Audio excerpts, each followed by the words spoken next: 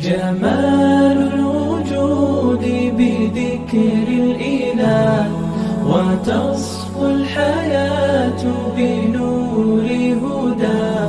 جمال الوجود بذكر الإله وتصفو الحياة بنور هدى. Assalamualaikum warahmatullahi wabarakatuh. Waalaikumsalam warahmatullahi wabarakatuh. Alhamdulillahirabbil alamin. Wassalatu wassalamu ala asyrafil anbiya'i wal mursalin wa ala alihi wa sahbihi ajmain. Aman ba'du. Alhamdulillah, segala puji bagi Allah Subhanahu wa taala yang telah memberikan kita nikmat iman, nikmat Islam, nikmat kesehatan, sehat walafiat, sehingga pada siang hari ini, Kamis 5 Oktober 2023, kita dapat kembali berkumpul bersama dalam rangka melanjutkan kajian kitab Ta'limul Muta'alim bersama Ustazah kita Inayatur Rahmania Idrus MPD.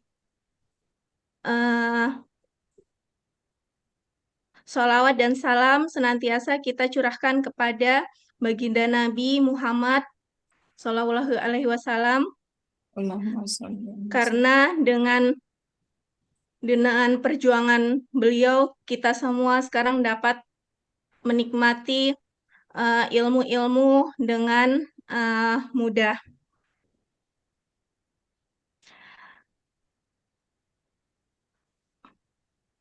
Selamat datang kepada Ustazah Rahmaniat Idrus, kemudian kepada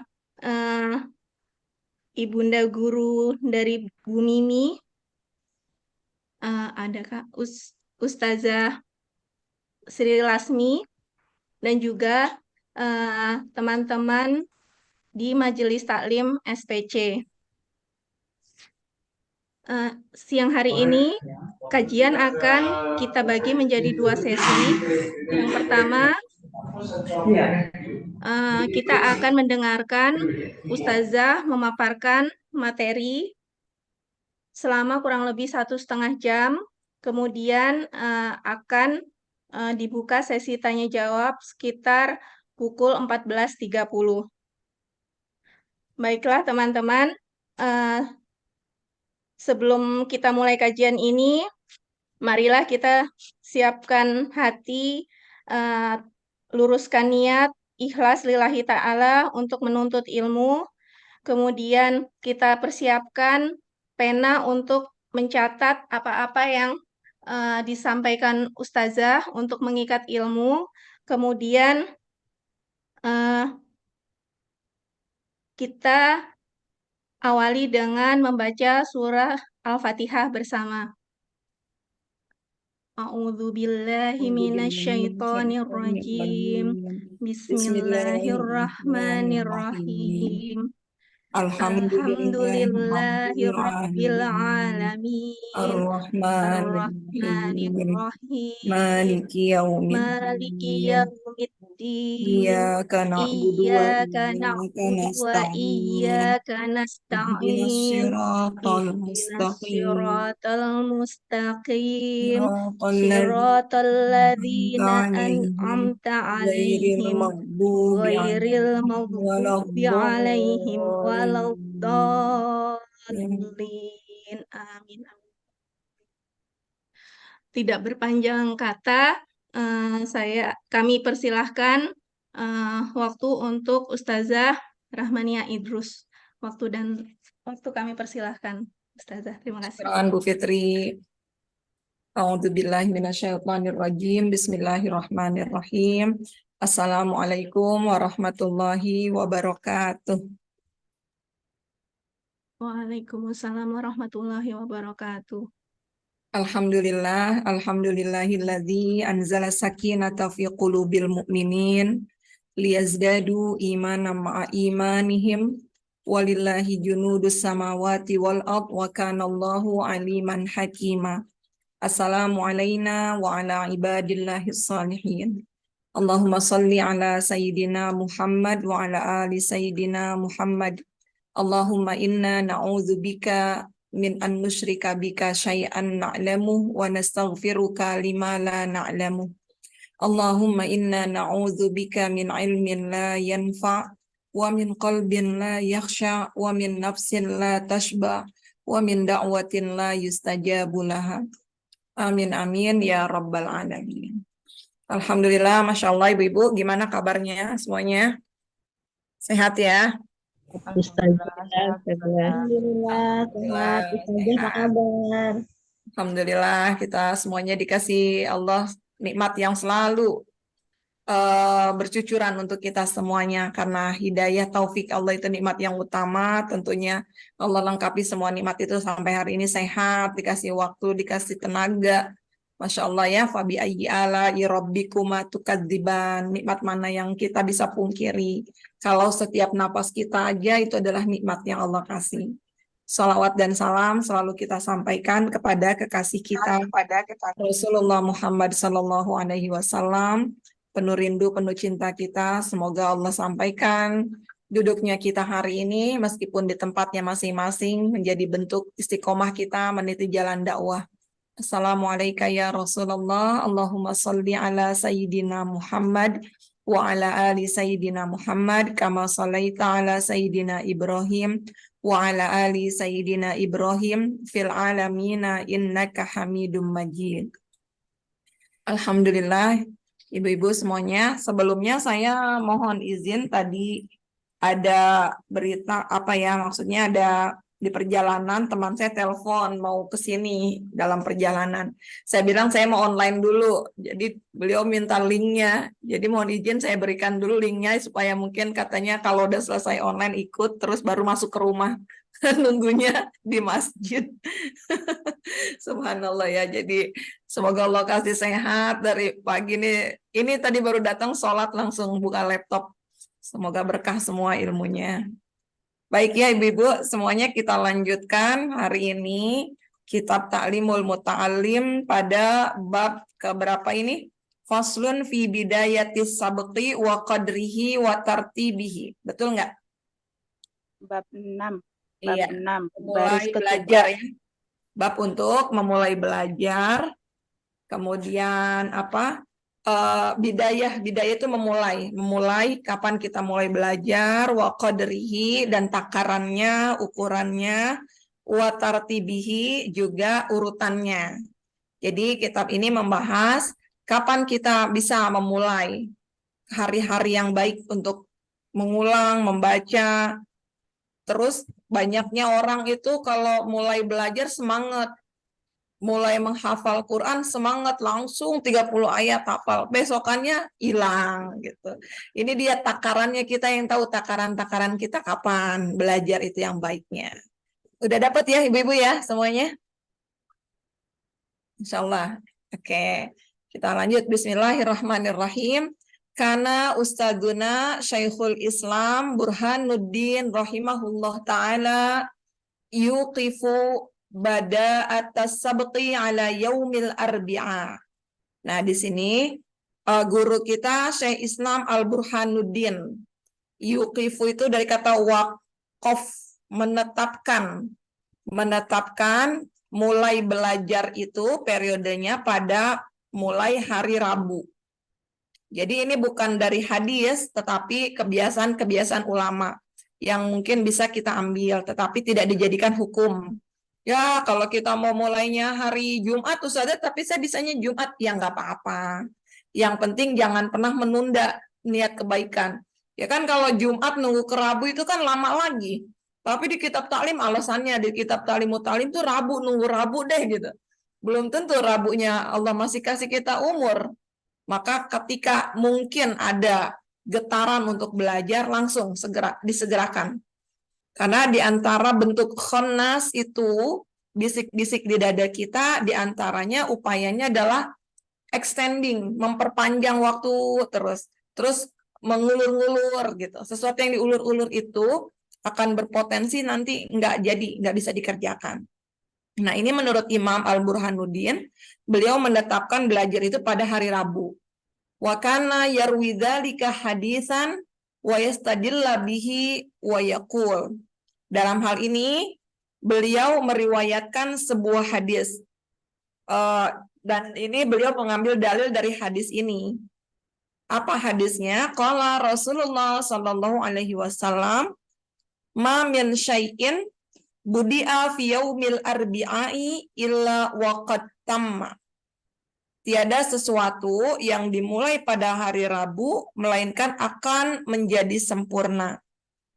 Nah, di sini kita memahami kedudukan hadisnya juga, bahwa hadis ini dikatakan hadisnya bukan sahih, tetapi seingat saya itu adalah hadis dhaif gitu. Yang artinya kita boleh kita pakai, boleh juga enggak. Begitu ibu-ibu. Jadi ini hadis banyak di kitab-kitab ini sesungguhnya hadis-hadis yang sifatnya dhaif atau mursal dan lain sebagainya.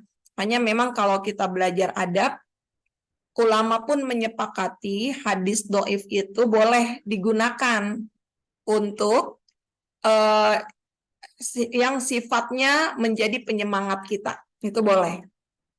Kecuali untuk misalnya untuk ibadah-ibadah yang sudah jelas bentuknya dari Allah, dari Rasulullah, terus ada hadis dhaif, lebih baik kita tinggalkan hadis itu. Bisa difahami ya ibu-ibu ya. Wa hakadza kana yaf'alu Abu Hanifah rahimahullahu taala wa kana yarwi hadzal hadis an ustadihi asy-Syaikh al-Imam al-Ajjal Qiwamuddin Ahmad ibni Abdir Rasyid rahimahullah ta'ala. Nah, untuk ini Imam Abu Hanifah juga biasa mengerjakan hal seperti itu, memulai pelajaran pada hari Rabu.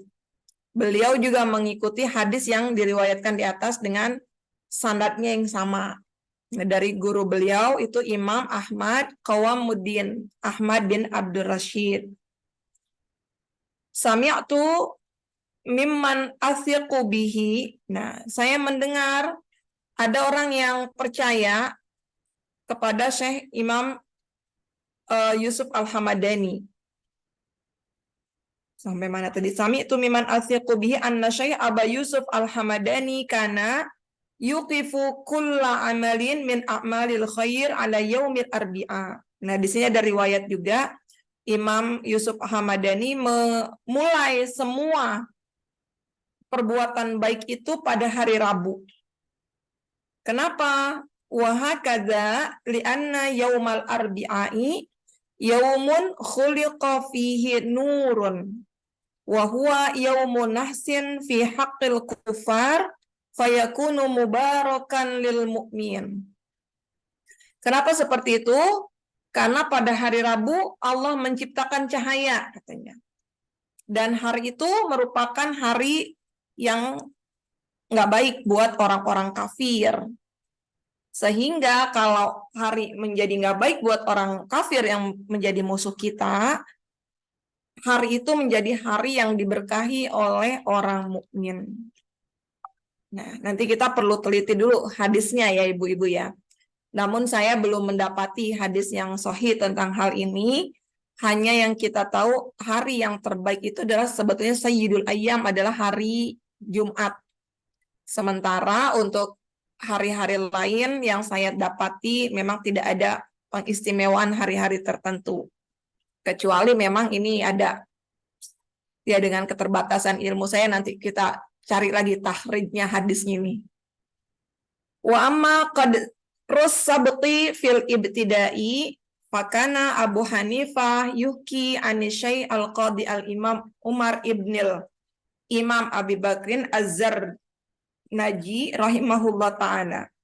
Nah, sedangkan untuk ini qadar takaran belajar, Imam Abu Bakar bin Az-Zarnaji mengatakan bahwa gurunya berkata, qala masayikhuna, guru kami berkata rahimahumullah ta'ala, yanbaghi ayyakuna qadru sabqi lil mubtadi'i qadra ma yakun ma yumkinu dhabtuhu bil i'adati marratain. Nah, ini yang menarik.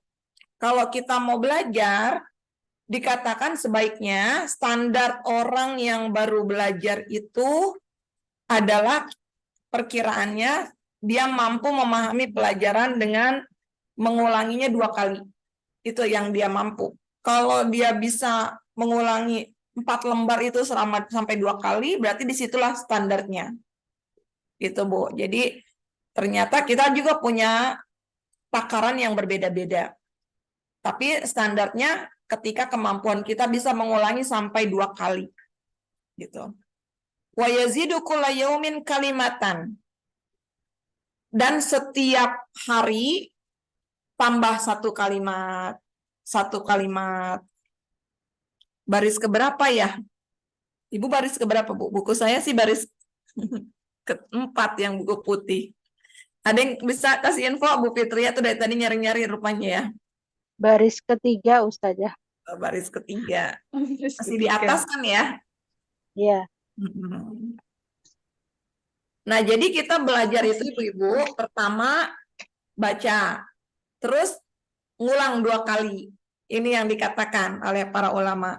Dan setelah itu, yazidu kulla yaumin kalimah, bertambah setiap hari 1 kata, 1 kalimat, hatta annahu wa intala as-sabqu wa katsura ma yumkinu dhabtuhu bil i'adati marratain. Tambah lagi 1 kalimat, 1 kata, sedikit demi sedikit setiap hari. Bahkan meskipun nanti pelajarannya panjang, banyak sekalipun, dia masih mampu memahami itu semuanya dengan mengulanginya 2 kali. Ulangi 2 kali. Begitu. Misalnya kita baca amma yatasaalun, ulangi amma yatasaalun, amma yatasaalun. Baru nambah lagi anin nabail azim, anin nabail azim. Ulang dari awal. Amma yatasaalun anin nabail azim, amma yatasaalun anin nabail azim. Nah, ini namanya tikror. Mengulang 2 kali, terus yang baru tambah, ulang lagi 2 kali, ulang lagi dari yang pertama lagi. Begitu. Dan ini sering kita pakai untuk menghafal, bukan hanya menghafal Al-Quran. Ada pelajaran-pelajaran agama itu yang memang sangat membutuhkan hafalan. Di antaranya ya hadis, kita butuh menghafal karena hadis-hadis itu harus sesuai matannya, kalimatnya dari apa yang diucapkan oleh Rasulullah SAW. Bahkan dikatakan Imam Asy-Syafi'i untuk menyampaikan 1 hadis, beliau itu sampai mengulang 1000 kali. Terus karena khawatir salah, ada 1 kata yang salah atau ada yang tanda bacanya yang A jadi U sehingga artinya berubah, itu sangat diperhatikan. Gitu. Kemudian wa yazidu birrifqi wat tadrij. Sampai nanti akan bertambah terus. Akhirnya dia nanti bertambah bijak dalam bersikap. Tadrij itu bertingkat-tingkat gitu. Berproses. Seperti itu Ibu-ibu. Kemudian apa? Fa'amma idza qala sabqu fil ibtida wahtaja ila i'adah asyra marrat. Nah, kalau pelajaran yaitu terlalu panjang sampai kita kadang sulit gitu untuk memulainya, maka pengulangan materi itu diulang sampai 10 kali, bukan 2 kali. Misalnya tadi apa yang pertama, Bu? Amma yatasaalun. Ini mau ngomong a sama ma itu susah gitu kan. Ada amma, amma. Itu berapa kali kita harus ngulang? Itu 10 kali kalau kita sulit. Terus lagi. Ada yang sudah tasdidnya nggak kebaca. Amma yatasa, beda lagi. Maka dikatakan perlu di awal, kalau memang kita ngerasa kesulitan, perlu kita mengulang materi itu sampai 10 kali. Fahuwa fil intihai aidan yakunu kadzalika. Sampai nanti seterusnya berakhir kayak gitu terus. 10 kali, 10 kali, 10 kali. Sampai nanti jadi kebiasaan. Kemudian li'annahu ya'tad. Sampai nanti dia terbiasa gitu. Zalika la yatruku tilkal adah illa bijuhdin kasir. Dan yang seperti itu jangan sampai ditinggalkan. Kalau udah jadi kebiasaan, jangan sampai ditinggalkan. Karena itu adalah kebiasaan baik, kecuali nanti akan jadi capek lagi kalau udah meninggalkan kebiasaan itu. Bisa dipahami Ibu-Ibu? Kita mulai pelajaran hari apa? Hari Rabu. Caranya Rabu. gimana mengulangnya? 2 Kadarnya? kali. Kadar 2 kali. 2 Kalau kali. sulit Ya, 10 sesuai kali. kemampuan kita, yang kita Sesuai bisa kemampuan. mengulangnya 2 kali. Tapi kalau sulit bukan hanya 2 kali, kita ngulangnya 10 berapa? kali. 10 Sampai kali. bahkan 10 kali. Bahkan sampai 100 kali. Boleh. Ibu-ibu di sini gimana selama ini belajar? Dalam misalnya proses hafalan kita lah, hafalan Quran. Apa yang Ibu lakukan dalam menghafal Quran? Caranya gimana coba? Kalau Ada yang saya biasanya dibaca dulu Ustazah, tapi bacanya 3 kali.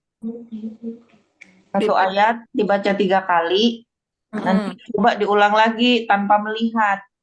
Oh ya, dibaca 3 kali, diulang tanpa melihat. Nanti kalau udah lancar, baru nambah lagi 3 kali, terus diulang lagi dari ayat yang sudah dihafal sebelumnya. Ya, betul seperti itu. Jadi yang penting ayat sebelumnya jangan dihilangkan. Dapat yang baru, yang sebelumnya harus ngulang lagi. 2 hari sebelumnya diulang lagi. Itu dibawa kayak gitu. 3 kali, oh nggak cukup 3 kali, saya mah lama belajarnya gitu. Jadi itulah proses kita menghafal Ibu-Ibu, menghafal Al-Quran khususnya. Kita berlama-lama dengan Al-Quran, sesungguhnya itu adalah kebaikan. Ada orang yang dikaruniai cepat menghafal Qurannya dengan yang lama. Loh, yang punya peluang baik lebih banyak yang mana? Yang cepat apa yang lama? Yang lama gitu. Jadi nikmati aja setiap prosesnya. Sabbihisma rabbikal a'la, sabbihisma lupa lagi gitu. Tapi orang yang cepet udah sabbihisma rabbikal a'la. Ini tapi Allah berikan itu setiap upaya kita dalam lisan kita, satu hurufnya itu menjadi kebaikan yang naik ke langit, menjadi saksi yang kita ucapkan gitu. Masya Allah. Jadi meskipun usia kita udah segini, nggak ada kita itu berhenti, apalagi menghafal ayat-ayat Quran. Ya mungkin ibu-ibu tahu ya, ini siapa? Ibunda Ustazah Oki Stiana Dewi. Udah sepuh tapi tetap semangat menghafal Quran. Nah kita hari ini berapa hafalan kita? Sudah nambah belum? Atau jangan-jangan yang lama malah hilang hafalan kita? Subhanallah. Maka di doa setelah kita baca Quran itu apa? Allahumma arhamna bil Quran. Ya Allah, cintai kami, kasihi kami dengan Al-Quran. Waj'alhu lana imama. Jadikan Al-Quran untuk kami sebagai imam. Wa nura, dan jadi cahaya. Wa huda, dan jadi petunjuk. Wa rahmah, dan jadi kasih sayang. Boleh tambah wa syifa, jadikan Al-Quran jadi kesembuhan. Nah, di bait berikutnya ada Allahumma dzakirna minhu manasina. Ya Allah, ingatkan kami apa-apa yang lupa dari Al-Quran. Itu dia kita minta, jangan sampai hafalan Quran kita lupa. Caranya supaya nggak lupa gimana, Ibu-ibu? Maka dipakai sholat. Gitu. Dapat 1, 2, 3 ayat, pakai sholat dalam sholat sunnah. Atau sholat duha. Jadi enggak suratnya 3 kul terus suratnya itu ya. Oh enggak hafal Al-Ikhlas Ustadz. Oh kalau enggak hafal Al-Ikhlas udah kulhu aja kata Ustadznya gitu. Oh iya kalau kulhu saya hafal, kalau Al-Ikhlas saya enggak tahu. Padahal ya sama aja dia juga kan. Nah itu dia ya. Jadi menghafal berulang-ulang. Dan itu cara yang paling efektif yang sampai hari ini saya merasakan saya nggak cepat lupa dengan apa yang saya hafal, karena dulu ketika di pondok saya menghafalnya seperti itu. Teriak-teriak, ulang gitu. Ternyata itu nggak cepat lupa dibanding menghafal dengan diam. Baca, ngeliatin. Wah, itu beda lagi. Nanti kalau ada beberapa pelajaran yang memang nggak perlu harus detail hafalan kita, tapi dengan pemahaman. Kemudian kita lanjut. Wa qad qila as-sabqu harfun wat-tikraru alfun. Dikatakan memulai pelajaran, belajar itu harfun, pelajaran baru satu huruf. Wat-tikraruhu alfun, pengulangannya 1000 kali. Dapat satu, ngulang 1000. Besok dapat satu, yang lama diulang lagi 1000. Begitu terus. Wayan bagi an yabtadi'a bisyai'in yakunu aqraba ila fahmihi.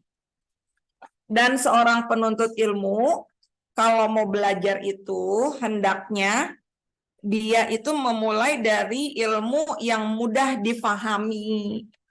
Jangan langsung loncat, baru misalnya saya baru belajar agama nih Ustazah. Saya mau belajar ilmu faraid. Waduh, apa itu ilmu faraid ya? Yang pembagian-pembagian waris, persentasenya, belajar dari ilmu yang mudah dipahaminya dulu. Misalnya sekarang, makanya kitab Ta'lim Muta'alim ini bagian yang ringan sekali. Yang ringan, semoga kita bisa memahami. Ya paling apa Bu, godaannya belajar kitab Ta'lim Muta'alim itu. Saya yakin ibu nggak butuh banyak menguras pikiran untuk menelaah gitu ya. Tetapi godaan besar itu adalah ngantuknya. Iya enggak? Ya kan Bu, godaan terbesar itu ngantuknya. Jadi bukan untuk menelaahnya. Karena sesungguhnya kitab ini mudah dipahami. Dan begitulah seharusnya penuntut ilmu. Dia memulai belajar ilmu, mencari dulu mulai dari ilmu-ilmu yang mudah dipahami. Lah ini orang baru hijrah, belajar ke majelis taklim, langsung dikasih berat materinya tentang tafsir ayat-ayat muamalah, tafsir ayat-ayat ini. Waduh, bingung itu jadinya, karena nggak sesuai dengan kapasitas dia. Itu dia pentingnya, kalau menurut saya setiap majelis itu pun punya kurikulum, dia tahu kemampuan jamaahnya, sehingga tahu bahan-bahan materi yang akan disampaikan. Begitu juga guru-gurunya, ustadz-ustadzahnya pun tahu kualitas jamaah, sehingga bisa menyesuaikan pembicaraannya, materinya dengan jamaahnya. Jadi enak, ada klik gitu, ada connect. Nah, kita lanjutkan. Wa kana Syaihul Imam Al-Ustadz Syarrafuddin Al-Uqaili rahimahullahu ta'ala yaqul, seorang Syekh Islam Al-Ustadz Syafaruddin Al-Uqail berkata, apa katanya? As-sawabu indi fi hadza ma fa'allahu masyayikhuna rahimahullah wa annahum yakhtaruna lil mubtadi' sigharatil mabsutat. Nah, yang benar katanya menurut dia seperti yang pernah dilakukan oleh guru-guru sebelumnya, oleh masyayikhuna rahimahullah. Apa yang mereka lakukan? Bahwa mereka, para guru itu, memilih kitab-kitab sighar, dari kata saghir, kitab-kitab yang kecil, mabsutat dan ringkas. Jadi yang dipilihnya kitab-kitab kecil buat belajar. Li'annahu aqrabu ilal fahmi wadhabti. Karena yang seperti itu nanti akan mudah difahami dan dihafalkan, kitab-kitab yang kecil-kecil itu. Wa abadu anil malalati wa aksaru wuqu'an bainan nas. Jadi kalau mudah difahami, mudah dihafal, enggak membosankan, dan banyak dipraktekkan nanti di masyarakat kita. Begitu Ibu-Ibu. Guru yang bijak, dia akan memilihkan materi-materi yang sesuai dengan kemampuan gurunya, muridnya. Kalau pemula akan dipilihkan materi-materi yang ringan.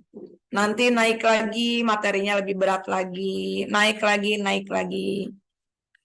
Itu kalau kita dengan sistem seperti ini, mengkaji kitab. Tapi kalau random, misalnya tematik, misalnya seperti Tazkiyatun Nafs gitu kemarin yang saya pegang juga itu kan tematik. Maka guru yang memilihkan materi mana yang cocok untuk murid-muridnya.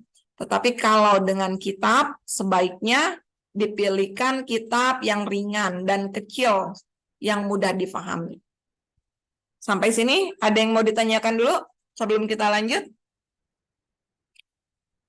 Silakan, Ibu-Ibu. Mungkin ada pengalamannya, ada pertanyaan tentang mengulang takaran-takaran kita belajar, hari memulai, dan kitab-kitab yang akan dipilihkan. Jadi ada kitab-kitab yang berat bahasannya, mungkin kitab Tauhid, kitab yang membahas tentang uluhiyah, ma'rifatullah, dan sebagainya, itu agak berat. Insya Allah juga nanti suatu saat kita bisa belajar kitab-kitab itu. Nggak ada ya, Bu ya? Kita lanjut ya. Wayan bagi an yu'alliqa sabqa ba'da dhabti wal i'adah katsiran. Maka sejatinya seharusnya seorang penuntut ilmu yu'alliqa, dia punya catatan ba'da dhabti wal i'adah, setelah dia belajar untuk apa? Bisa diulang-ulang. Fa innahu nafi'un jiddan. Karena yang seperti itu akan bermanfaat banget. Wala yaktuba al-muta'allim syai'an la yafhamuhu. Nah, ini dia yang kadang kita suka kejebak dengan tulisan kita sendiri. Kenapa, Bu? Kita baca tulisan kita tapi nggak ngerti, padahal itu tulisan tangan kita sendiri. Sering nggak kayak gitu? Gimana orang lain yang baca tulisan saya juga nggak ngerti nih maksudnya apa. Kenapa? Karena dia menuliskan sesuatu yang dia nggak paham. Gitu. Jadi seharusnya seorang muta'alim, talibul ilmi itu nggak menulis sesuatu yang dia nggak paham. Yang dia tulis apa? Yang dia paham.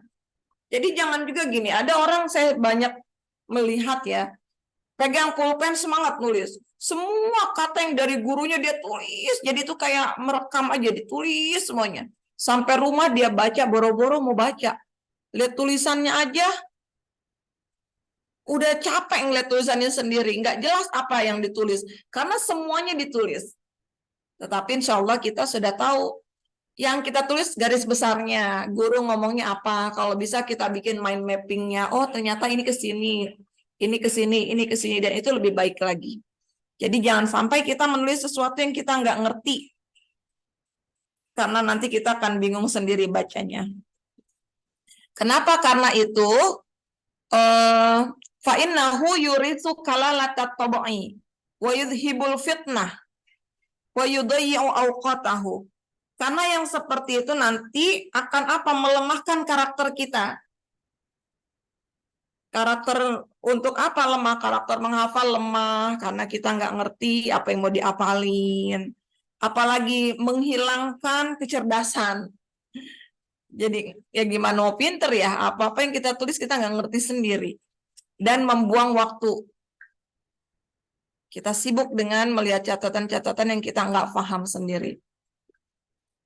Wayan bagi an yajtahida fil fahmi anil ustad au bita'ammuli wa tafakkuri wa kasratit tikrar. Nah, seorang muta'alim itu dia pun harus bersungguh-sungguh memahami pelajaran dari guru. Gimana cara kesungguhannya? Dengan apa? Bita'ammul. Yang pertama merenungkan. Kemudian apa? Wa tafakkur, memikirkan. Wa kasratit tikrar, dan banyak mengulang-ulang gitu. Apa yang disampaikan guru enggak langsung disimpan, dicatat, setelah itu selesai. Tapi dia pikirkan dulu, kemudian difahami, diulang-ulang lagi. Seperti itu. Kemudian fa innahu idza qalla sabqu wa kathurat tikrar.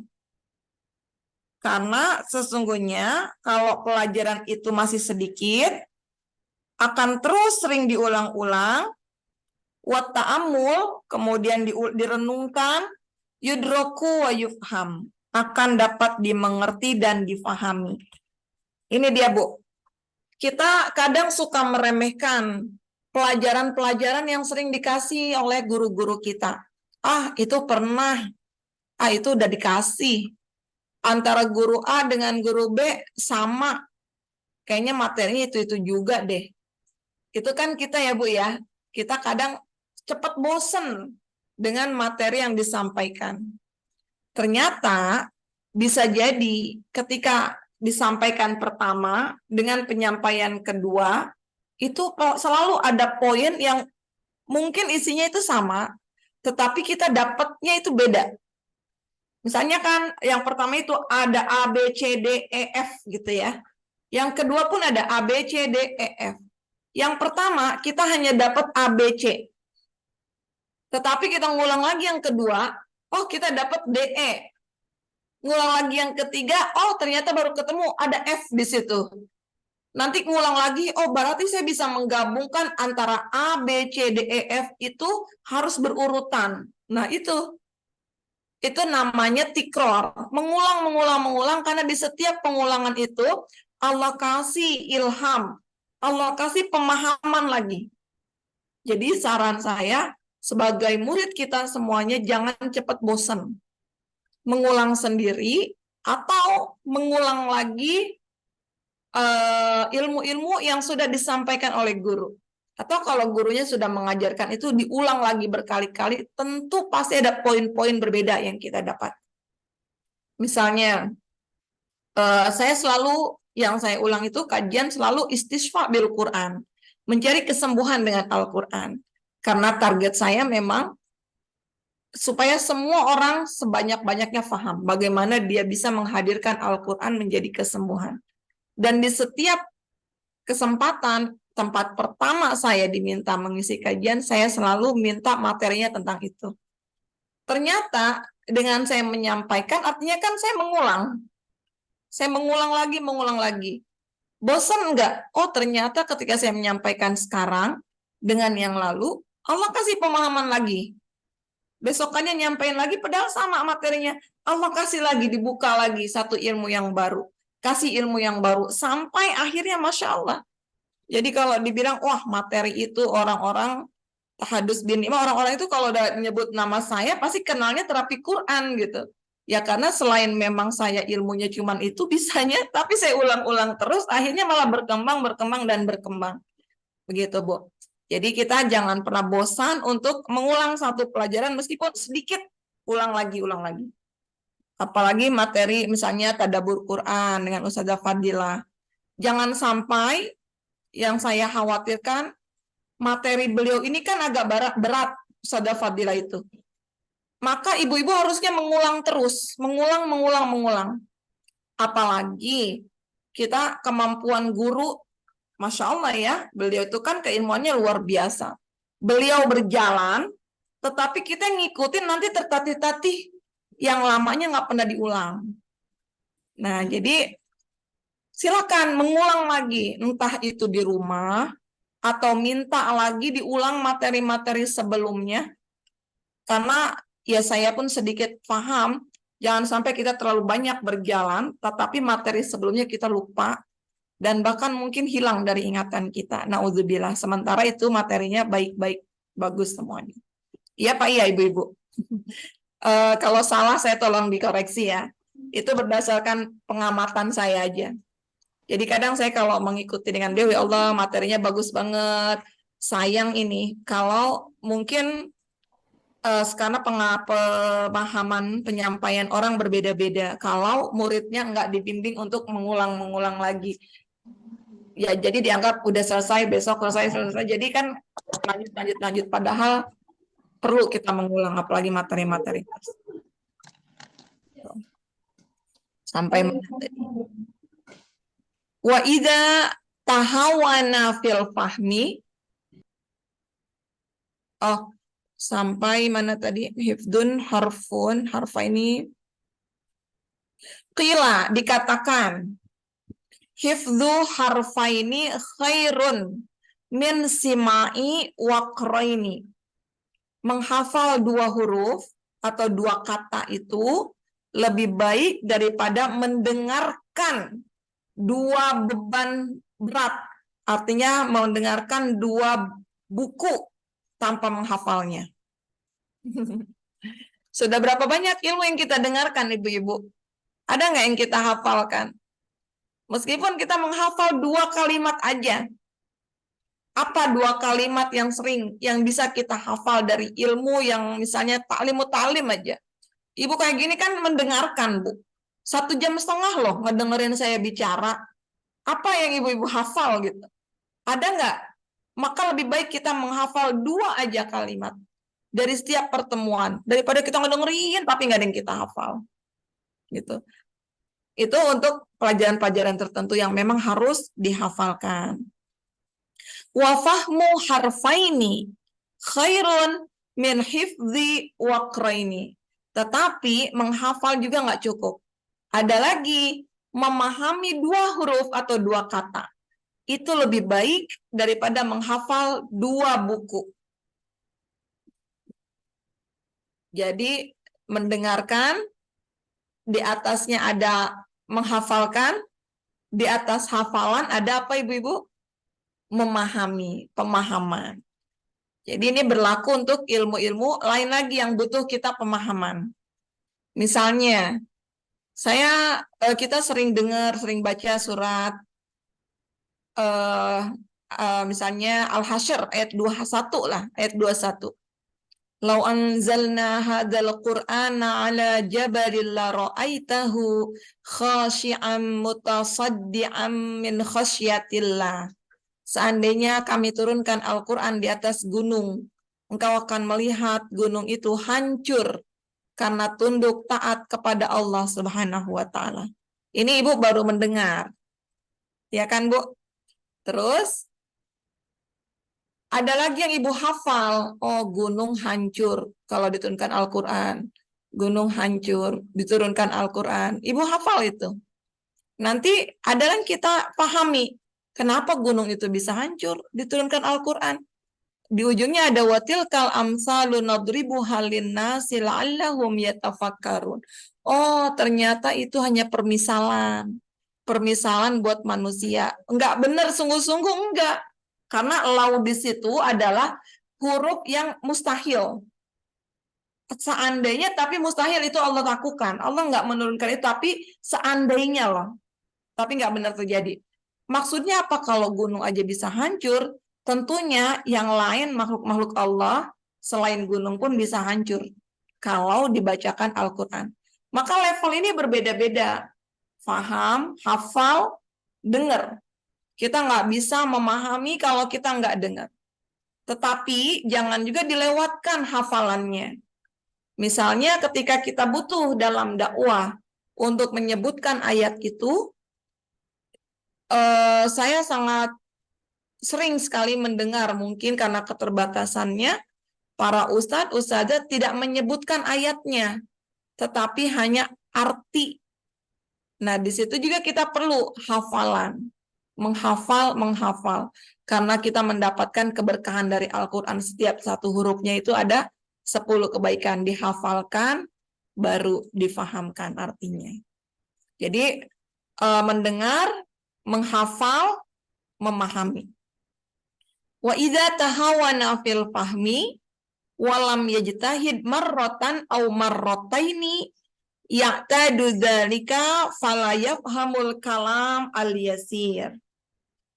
Jadi kalau dia mengabaikan tahawana fil fahmi, dia mengabaikan untuk pemahamannya, kemudian walam yajtahid marrah, dia tidak pernah berusaha sekalipun, atau bahkan 2 kali dia nggak berusaha, kemudian itu akan menjadi kebiasaannya. falayafhamul kalam al-yasir, dia pun tidak akan bisa mengerti kalimat-kalimat bahkan yang mudah sekalipun. Lagi ngobrol, lagi guru nerangin nih. Terus dia ngobrol. Terus kelewat dong penjelasan guru. Ya kan, Bu? Berapa sering kita yang gitu, kalau pengajian, padahal tuh lagi yang disampaikan tuh lagi penting-pentingnya loh. Ini teman kita di sebelah ngajakin ngobrol. Ntar kita habis ini ngaji, makan yuk, ngebahasa yuk. Udah tuh, fokus kita kurang. Guru yang di depan, apa kata temannya? Ntar juga bisa ngeliat catatan, ntar pinjam ya catatannya gitu. Itu tahawana itu, meremehkan hafal pemahaman. Nanti sekali, 2 kali, tapi dia nggak menunjukkan kesungguhannya untuk mengejar ketertinggalannya itu, dan itu nanti akan menjadi sebuah kebiasaan. Berapa banyak kita yang sudah terbiasa dengan itu? Aduh, bagian jelasin itu saya kemana ya, ngantuk. Saya lagi nggak denger, lagi diajak ngobrol. Akhirnya pemahaman kita separoh, dan lain sebagainya. Dan itu akan menjadi kebiasaan katanya, kalau kita awalnya menyepelekan. Nah, kalau sudah seperti itu, jangankan dia memahami ilmu-ilmu lain, omongan-omongan yang ringan aja nanti dia jadi nggak paham. Karena apa? Karena intentionnya, minatnya itu memang nggak di situ. Karena pikirannya sudah bercabang-cabang. Di depannya ada orang ngomong, tetapi otaknya udah kemana-mana mikirin, gitu kan. Di depannya layar, mungkin hari ini otaknya udah mikirin kemana, ntar mau jemput anak, ntar ini. Akhirnya yang ringan-ringan aja dia nggak paham. Gimana yang berat, masalah-masalah berat. Jadi semua itu berawal dari jangan sampai kita mengabaikan hal-hal yang... Ustazah. Wah, ini Mutia ya. Mutia mau ikut ngaji sama Ustazah ya. Mutia. Masya Allah, Mutia masih kangen sama Ustazah. Nanti datang lagi ya hari Selasa. Masya Allah. Maaf Ustazah. Ditungguin sama apel. Masya Allah. Kemudian kita lanjut. Fayan bagi an la yatahawana fil fahmi. Maka seharusnya seorang penuntut ilmu jangan sekali-kali mengabaikan, meremehkan pemahaman. Bal yajtahidu wa yad'ullaha ta'ala. Tetapi hendaknya dia bersungguh-sungguh untuk berusaha memahami. Kalau dia udah bersungguh-sungguh, jangan lupa terus meminta pertolongan Allah melalui doa-doanya. Wa yatadarra'a ilaihi. Kemudian tadarru, menundukkan diri, menundukkan hatinya kepada Allah. Fa innahu yujibu man da'ahu. Sesungguhnya Allah pasti akan menjawab siapa-siapa yang berdoa meminta kepadanya. Wala yukhayyibu man rojahu. Dan Allah tidak akan pernah mengabaikan hamba yang selalu berharap kepadanya. Ini yang kita kadang terlewat, bahwa Allah sendiri mengajarkan kepada Rasulullah doa di Al-Quran. Waqul, kata Allah, katakan, Rabbi zidni ilma. Ya Allah, tambahkan aku ilmu. Warzuqni fahma. Dan karuniakan kepadaku pemahaman. Karena setiap orang punya kapasitas pemahamannya masing-masing. Yang hadir hari ini ada 33 orang. Dan saya yakin 33 orang ini fahamnya pun beda-beda kapasitasnya. Ada yang paham 30%, ada yang 40%, ada yang paham, bahkan belum dijelasin udah paham duluan. Wah, pinter itu. Tapi ya seperti itu, kita ini punya kapasitas pemahaman. Kalau bukan karena pertolongan Allah, mustahil ilmu kita ini bisa sampai pada derajat iman. Jadi ada ilmu yang saya pernah jelaskan, hati. Hati kita ini kan berlapis-lapis ya ibu-ibu ya. Yang pertama paling luar itu namanya apa, Bu? Yang paling luar, lapisan hati paling luar disebut? Tuh kan, lupa kan, padahal saya udah berkali-kali sampaikan. Nah itu dia butuhnya pengulangan-pengulangan tuh kayak gitu. Untung saya nanya ya. Yang paling luar disebut sodrun. Apa, Bu? Sodrun. Apa itu Sodrun. artinya sodrun? Dada. Ini lapisan kita nih, yang paling luar hati itu disebutnya dada, sodrun. Tempatnya semua masuk. Wah, mau yang buruk, mau yang jelek, setan, yang baik-baik, masuk semuanya ke dada. Makanya kadang kita kalau ada masalah yang buruk, dada kita yang sesek. Ya kan, Bu? Dadanya yang sempit. Karena masuk semuanya, belum ada sortir, belum ada filter. Itu dia yang luar namanya sodrun. Kalau lagi sesek, sempit, kata Allah, alam nashrah laka sadrak. Nanti lapisan berikutnya apa? Di dalam dada baru ada kolbun. Apa itu kolbun? Itu hati kita. Jadi masuk dada ada filter kolbun. Kolbun ini yang menjadi gerbang, menjadi filter. Dia milih-milih mana yang boleh masuk, mana yang enggak. Makanya kita, karena apa? Kolbun ini sifatnya selalu berbolak-balik. Rasulullah doanya, ya muqallibal qulub, sabbit qalbi ala dinik. Wahai Allah yang membolak-balikan hati, ini kolbun. Nah, kalau kolbunnya yang diisi adalah kebaikan-kebaikan berupa saringan dari sodrun tadi, maka baiklah kolbun itu. Tapi kalau keburukan juga diikutkan, kolbun itu pun menjadi rusak nanti. Maka di dalam kolbun ada lagi lapisan berikutnya. Apa itu? Fuadun. Fuad. Sering nggak dengar orang namanya fuad? Padahal fuad itu juga artinya hati.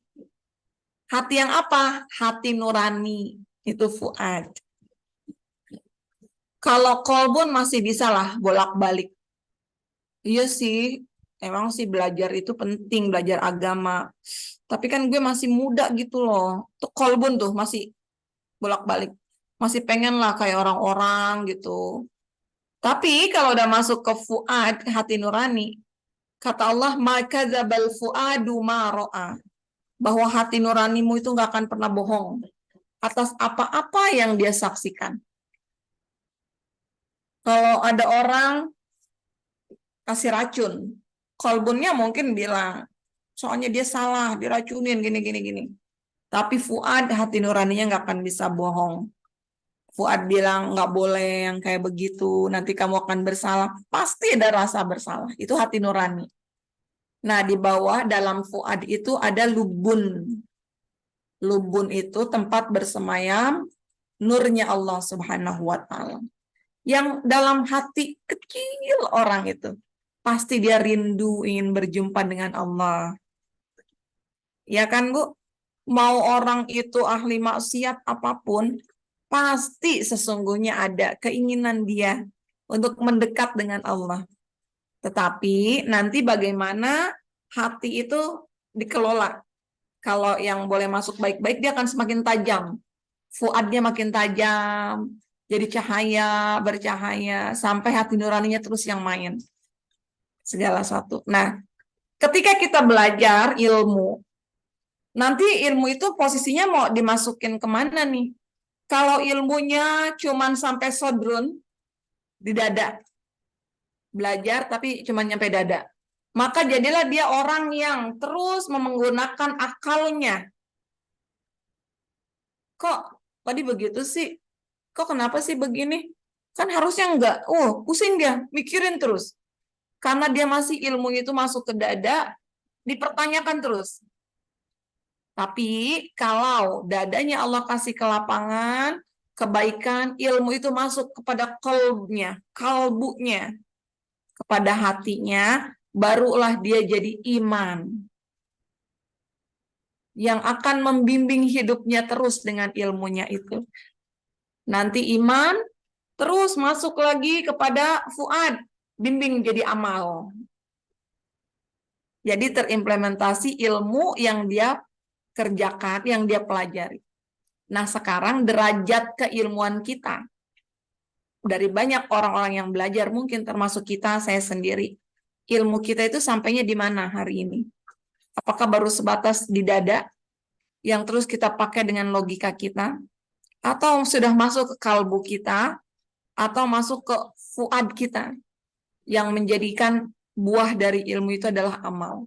Nah, di sini pentingnya fungsi doa-doa kita kepada Allah. Tanpa doa, tanpa bantuan Allah, ibu-ibu, ilmu itu nggak masuk ke dalam hati, ke dalam kalbu. Tanpa bantuan Allah, ilmu itu nggak bisa memimpin kita masuk menjadi nurani kita, membuahkan amal yang soleh.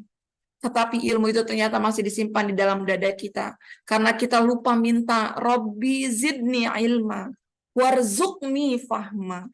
Ya Allah, berikan aku pemahaman. Allahumma faqihni fiddin. Ya Allah, fahamkan aku ilmu agama. Banyak sekali doa-doa yang diajarin Rasulullah. Semuanya minta difahamkan, minta ilmu itu bermanfaat supaya berbuah pada amal yang solih. Nah, jadi contohnya apa aplikasinya? Orang-orang yang ilmunya baru sebatas di sadr, di dada. Ketika dia mengalami satu hal yang tenang-tenang, dia akan tenang. Terlihat dia berkelas dengan ilmunya. Tetapi ketika ada goncangan jiwa, ada masalah, dia tersakiti, dia dizalimi, terlihat bagaimana dia merespon kejadian itu. Kalau responnya baik, artinya ilmu itu sudah masuk kepada kalbunya.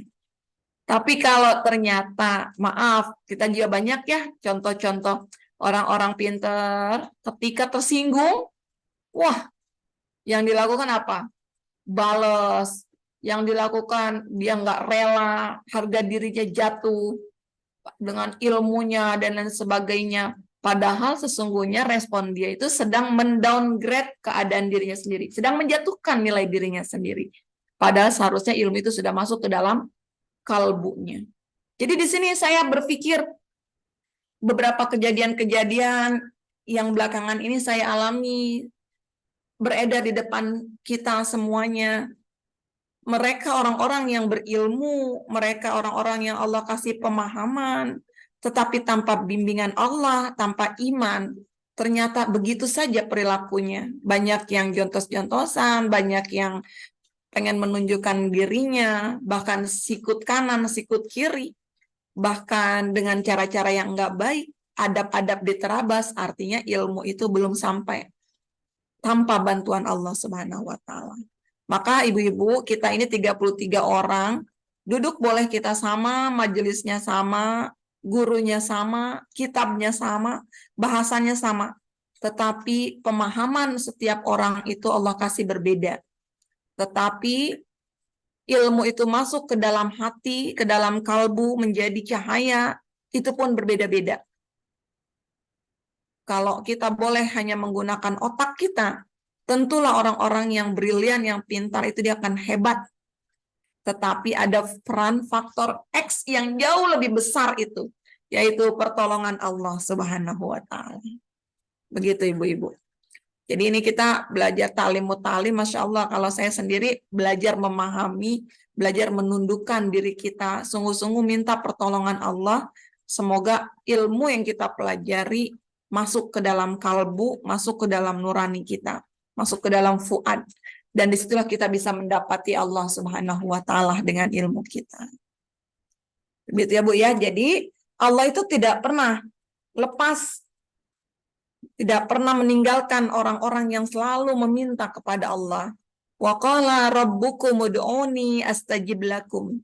Allah berfirman, berdoalah kepadaku, pasti akan aku berikan, akan aku sampaikan apa yang kamu minta. Dan Allah pun nggak pernah mengabaikan, meninggalkan orang-orang yang selalu berharap kepada Allah Subhanahu wa Ta'ala. Kemudian dilanjutkan, ansyadana asy-syaikhul imam al-ajal Qiyamuddin Hamad ibnu Ibrahim ibnu Ismail as-Safari rahimahullah ta'ala imla'an lil qadi al-khail Ibni Ahmad as-Sajrazi fi dzalik. Syekh Al-Qadi Al-Khalil As-Sarkhansi menyampaikan kepada kami dari guru kami namanya Syekh Imam Qawamuddin Hamad bin Ibrahim bin Ismail As-Safari Al-Ansari. Dikatakan apa? Uhdumil ilma khidmatal mustafidi. Ukhdum. Jadilah khodim. Khodimah itu apa sih, Bu? Khodimah. Ibu-ibu, di rumah ada khodimah? Pelayan. Iya, kita suka bilang ART gitu ya, pelayan. Kamu melayani gitu.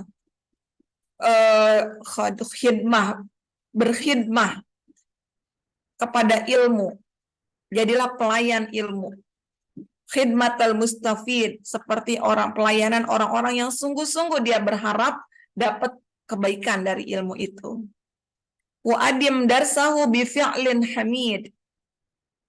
Dan terus belajar, mempelajari ilmu itu dengan amal, pekerjaan yang mulia.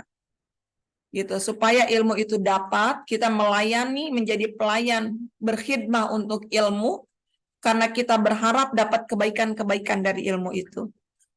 Wa adim darsahu, ulangi terus pelajaran-pelajarannya. Dengan cara apa mengulanginya? Bukan dari tadi menghafal sudah, mendengar sudah, memahami sudah, tapi ini bifi'lin, dengan action. Bifi'lin hamid, dengan action yang terpuji. Artinya amal kita yang terpuji. Wa idza ma hafidta syai'an a'idhu. Kalau kamu belum menghafal segala sesuatu, a'idhu. Ulangi terus, ulangi.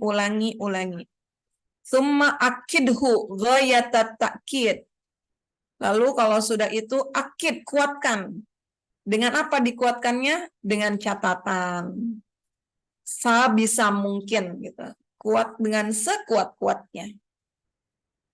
Summa alliqhu kai ta'uda ilaihi. Kalau udah dicatat, diikat kuat-kuat, karena ilmu itu adalah seperti pancingan, dan catatan itu adalah ikatannya, gitu. Maka catat, ikat ilmu itu, kemudian diminta gantung, alik. Summa alikhu kai ta'uda ilaihi. Kemudian ikatlah, gantunglah supaya ilmu itu kembali lagi ke kamu.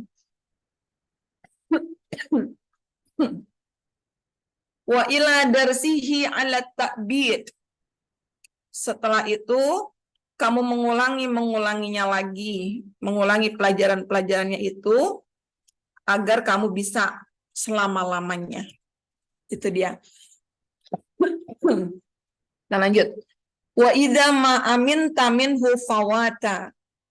Kalau kamu yakin nggak akan lupa dari ilmu itu, maaf ya, saya izin minum dulu.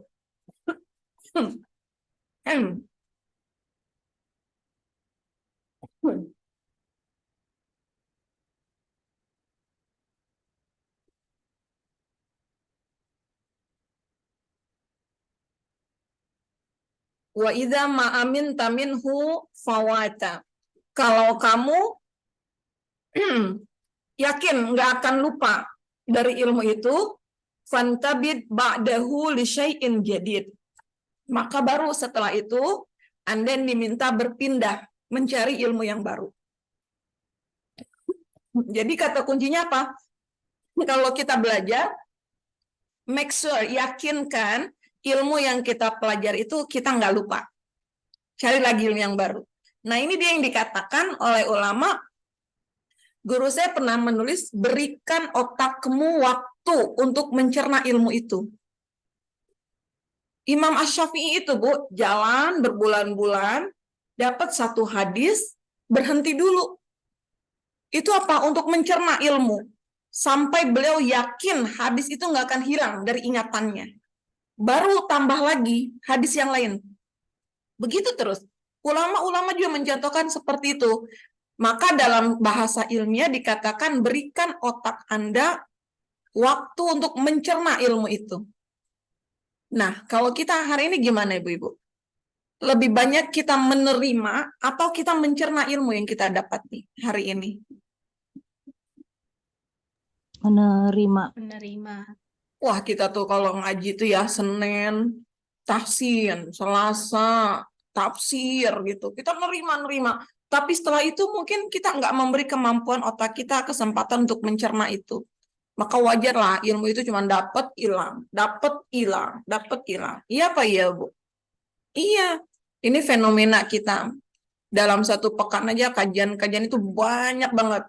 Tapi bukannya nggak boleh, boleh. Tapi berikan waktu otak kita mencerna. Dengan apa? Kembali mengulang, kembali baca ayat-ayat yang disampaikan tadi oleh gurunya. Tadi ustazanya bilang apa ya?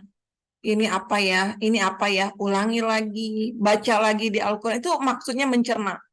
Sehingga nanti kalau kita dapat kejadian-kejadian, oh iya ya benar ya ustazah tuh yang disampaikan kemarin. Ini ada nih, oh, betul memang hikmahnya seperti itu. Gitu. Kemudian ma'at takrori ma taqaddama minhu i'tinaan bisya'nin hadzal mazid. Sembari terus, kalau kamu sudah dapat nanti memperoleh ilmu yang baru ya, akan mendapat ilmu baru, jangan lupa mengulang-ulangnya lagi terus. Terus diulang ma taqaddama, apa yang sudah kamu dapati. I'tinaan sebagai usaha untuk memiliki tambahan ilmu yang baru. Jadi nggak pernah berhenti kita. Udah paham banget, beranjak ke ilmu yang baru. Beranjak lagi ke ilmu yang baru. Beranjak lagi ke ilmu yang baru. Terus seperti itu. Dzakirin nasa bil ulumi litahya. Kita diminta ingatkanlah manusia. Dengan apa? Mengajarkan ilmu kepada mereka agar mereka tetap hidup. Agar mereka tetap hidup abadi dengan ilmu itu. La takun min ulin nuha biba'id. Janganlah kamu jauh-jauh dari orang-orang yang berakal, ulin nuha. Kalau jauh-jauh dari orang yang berilmu, maksudnya orang yang berakal, susah hidup kita. Kita butuh pendapat, butuh pandangan, dan lain sebagainya. Summa ulhimta fil qiyamati naron. Kemudian jika kamu menyembunyikan ilmu, nanti hari kiamat kamu akan dikalungi dengan api. Wa talahabat fil adzabis syadid. Dan kamu nanti akan diazab dengan azab yang sangat keras. Itu hukuman orang-orang yang menyembunyikan ilmu. Yang dia tahu, tetapi dia tidak mengajarkan kepada orang lain. Yang dia tahu ilmunya hanya disimpan aja untuk dirinya. Ini yang menjadi ancaman nanti pada hari kiamat akan dikalungi api. Dan akan menyala-nyala apinya. Seperti itu ibu-ibu. Subhanallah ya. Jadi pertama, kita diminta pastikan kita mengabdi. Hidup kita ini terus mencari ilmu. Utlubil ilma minal mahdi ilal lahdi. Carilah ilmu dari kita lahir sampai ke liang kubur. Bahkan posisi hari ini pun kita menjadi talibul ilmi. Bahkan dalam sebuah dikatakan itu hadis orang-orang Ibnu Sabil. Yang dia keluar mencari ilmu itu Ibnu Sabil. Ya kalau dia meninggal juga itu maksudnya syahid. Karena dia dalam rangka untuk mencari ilmu. Betapa mulianya ilmu itu. Kemudian kalau kita yakin ilmu udah dapat, pastikan kita bisa mengulanginya, bisa menghafalkannya, baru berpindah ke ilmu yang baru. Udah hafal yang lama, udah paham, maka kita diminta untuk mengajarkannya. Jadi nggak disembunyikan sendiri. Ketika ibu-ibu ngaji hari ini, sesungguhnya Allah berikan amanah juga untuk menyampaikan kembali ilmu itu kalau kita sudah paham. Pastikan kita mengajarkan sesuatu yang kita paham. Guru saya selalu bilang, jangan bicara apa yang kamu nggak kuasai. Jadi kita kalau sudah menguasai lah kita menyampaikan itu semuanya. Baik ibu-ibu, ada yang mau ditanyakan dulu sampai sini? Coba ada di chat, boleh saya baca ya? Saya izin jika dapat mengambil hikmah pada satu kejadian dan membenarkannya karena ada dalam Al-Quran. Apakah itu hakikat ilmu? Dan doa juga menjadi terbekahinya ilmu. Jika seorang merasa haus ilmu, memiliki guru yang membimbingnya, namun pada suatu saat diajak untuk mempelajari ilmu yang menambah wawasan karena ada pada guru mengikutinya walaupun tidak paham juga. Apa yang ditinggalkan, nggak diajak bergabung karangan saintis Yahudi. Dalam rangka mengenai ya kita boleh memilih kalau misalnya gini, jadi saya ringkas aja pertanyaannya. Kita tuh belajar sama guru membimbing sampai kita ngerti, terus guru itu ngajakin belajar ilmu sesuatu yang mungkin nggak sesuai dengan bidangnya, di luar minatnya. Apakah harus mengikuti? Apakah ini menjadi adab kepada guru mengikuti? Yang pertama, selain adab murid dengan guru, ada juga adab guru dengan murid, bahwa guru nggak boleh memaksa murid, dan guru yang baik tentunya dia tahu kemampuan muridnya, tidak mengajak murid pada sesuatu yang di luar kemampuan muridnya. Kalau dikatakan guru itu membimbingnya, insya Allah guru itu pasti tahu apa yang menjadi minat, apa yang tidak menjadi minat, dan saya yakin guru itu tidak akan mengajak pada hal-hal yang di luar kapasitas muridnya. Tapi kalau itu terjadi gimana? Ya ada adabnya murid kepada guru. Pertama mengikuti, tetapi boleh disampaikan bahwa ini di luar kapasitas saya nggak bisa, dan ini bukan minat saya untuk belajar seperti itu. Nggak apa-apa disampaikan, dan insya Allah tidak merubah, tidak merusak adab-adab kita ketika kita menyampaikannya. Jadi jangan membebani diri kita pada sesuatu yang memang bukan menjadi minat kita untuk belajarnya. Misalnya seperti saya, ruqyah, terapi Quran itu identik dengan harusnya disinergikan dengan belajar tentang kesehatan, titik-titik, totok, lain sebagainya gitu ya. Tapi saya tuh berbelajar itu berkali-kali tetap sulit buat saya memahaminya. Karena saya lebih intens dengan Al-Qur'annya. Nah, guru saya pun nggak pernah memaksa saya untuk belajar seperti itu. Karena beliau tahu saya bukan di situ faktnya. Begitu Bu Rani ya, Bu Rani. Silakan Ibu yang lain. Ada yang mau ditanya? Saya saja. Siapa ini? Bu Mur? Nggih. Ya, silakan Bu Mur. Tadi Ustazah sampaikan ketika kita itu menuntut ilmu atau kita mempunyai ilmu atau kita berilmu, wajib disampaikan keluar, ibaratnya seperti itu. Karena nanti ada pertanggungjawaban di akhirat ketika kita punya ilmu dan kita tidak menyampaikan.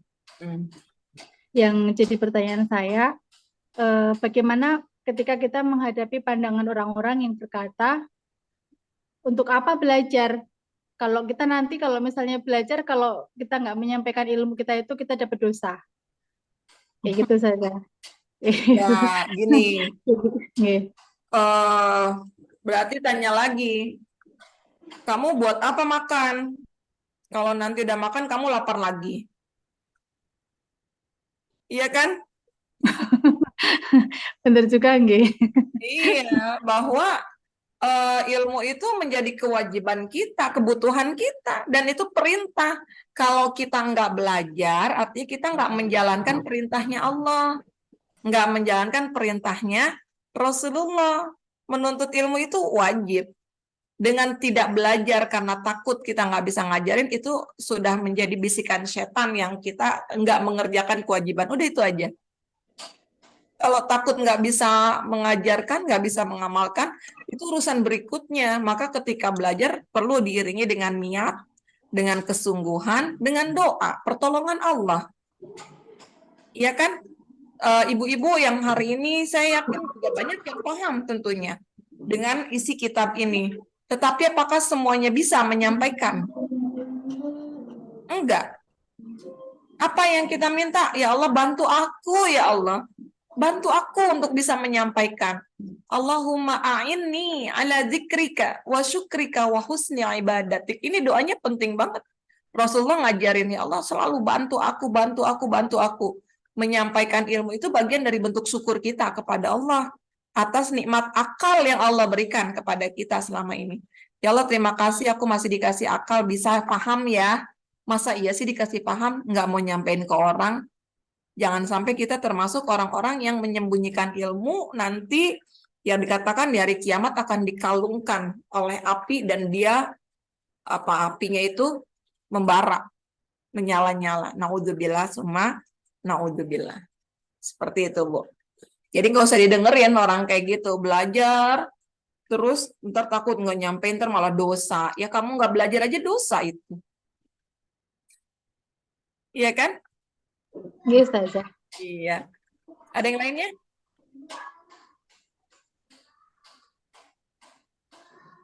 Kalau enggak, kita lanjutkan lagi ya. Fala budda li talibil ilmi minal mudzakarati wal munadharati wal mutarahah. Orang penuntut ilmu itu maka wajib yang pertama melakukan mudzakarah. Apa itu mudzakarah? Bertukar pengetahuan. Itu mudzakarah. Saling mengimbangi satu sama lain. Mungkin yang satu sudah ada pengalaman di bidang ini, bahasanya sama, wajib dia berdiskusi, bertukar pengetahuan. Kemudian munadharah, beradu pendapat ya, munadharah, diskusi bisa, dan mutarahah itu diskusi, mutarahah. Intinya sama lah. Saling berdiskusi, saling belajar bersama-sama. Kemudian fa innal munadharah wa yataharraza 'anis syaghabi wal qadab wal ghadabi. Dan ketika dia melakukan hal itu, berdiskusi, hendaknya jangan dilakukan dengan berlebihan. Jangan sampai berlebihan dan jangan sampai ada marah gitu. Tidak tergesa-gesa. Fa innal munadharata wal mudzakarata musyawaratun. Karena sesungguhnya mudzakarah tadi, tukar pengetahuan, beradu pendapat itu sebetulnya dalam rangka bermusyawarah. Wal musyawaratu innama takunu li istikhrajis shawab. Dan musyawarah itu buat apa sih, Bu, kita bermusyawarah? Musyawarah itu sesungguhnya kita lakukan untuk mendapatkan kebenaran. Wa dzalika innama yahsulu bitta'ammul wa ta'anni wal insaf. Dan kebenaran itu bisa didapati dari apa? Dengan cara ta'ammul, menghayati, terus enggak tergesa-gesa, ta'anni itu ya, berhati-hati, dan insaf itu adil, tidak tergesa-gesa dan adil.